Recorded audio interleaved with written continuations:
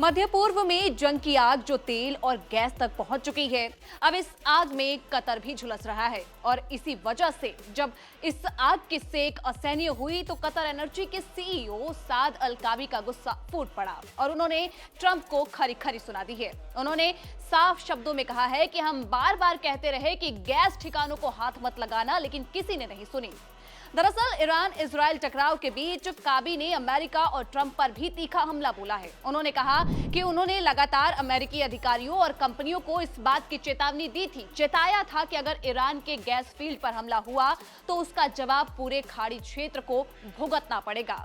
अब आपको बता दें कि इजराइल ने अमेरिका के समर्थन से ईरान के साउथ पार्स गैस फील्ड पर हमला किया था, जो दुनिया का सबसे बड़ा गैस फील्ड माना जाता है। और जब ईरान के इस भंडार पर हमला हुआ तो ईरान ने भी इस हमले के कुछ ही घंटों के बाद पलटवार कर दिया और पलटवार करते हुए कतर, सऊदी अरब, यूएई और कुवैत के तेल और गैस ठिकानों को अपना निशाना बना दिया।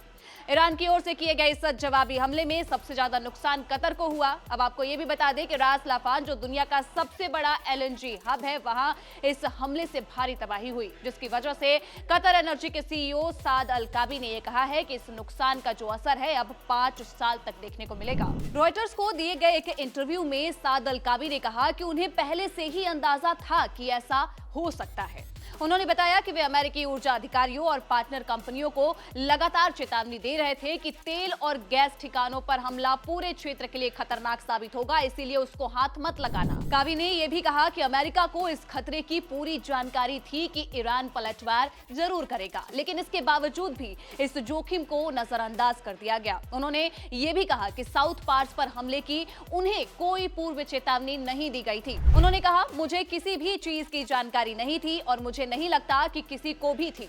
राष्ट्रपति ट्रंप ने कहा कि उन्हें नहीं पता था, तो क्या आपको लगता है कि हमें पता होता? वहीं आपको बता दें कि जब इस संबंध में व्हाइट हाउस से सवाल पूछा गया तो प्रवक्ता टेलर रोजर्स ने रॉयटर्स से कहा, राष्ट्रपति ट्रंप और उनकी पूरी ऊर्जा टीम ये सच्चाई जानती थी कि ईरान में जारी ऑपरेशन के दौरान तेल और गैस की सप्लाई में कुछ समय के लिए रुकावटें आएंगी। हमें पहले से इन रुकावटों का अंदाजा था, जिसे लेकर हमने प्लानिंग की थी। वहीं आपको बता दें कि कोनोकॉफ्लिक्स के एक प्रवक्ता ने यह कहा है कि हम अपने लंबे समय से चली आ रही साझेदारी के प्रति पूरी तरीके से प्रतिबद्ध है। कतर एनर्जी के साथ मिलकर चीजों को फिर से ठीक करने के लिए मिलकर काम करते रहेंगे। आपको ये भी बता दें कि हमले का जो सबसे बड़ा असर है वो रास लाफान पर पड़ा है, जहां कतर की एलएनजी सप्लाई का एक बड़ा हिस्सा प्रभावित हुआ है।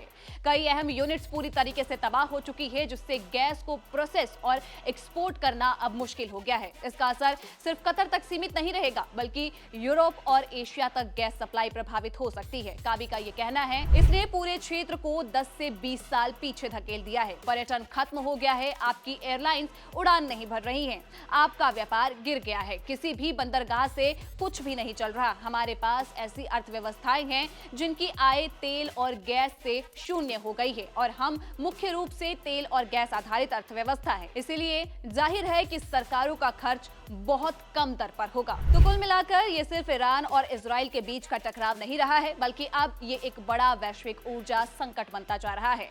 और कतर के सीईओ का जो ये बयान है वो इस बात की ओर साफ इशारा करता है कि अगर समय रहते ऐसी चेतावनियों को नजरअंदाज कर दिया गया तो इसकी कीमत पूरी दुनिया को चुकानी पड़ सकती है। बाकी आप अपनी राय हमें कमेंट बॉक्स में जरूर बताइएगा और देश दुनिया की तमाम जानकारियों के लिए देखते रहिए दैनिक जागरण।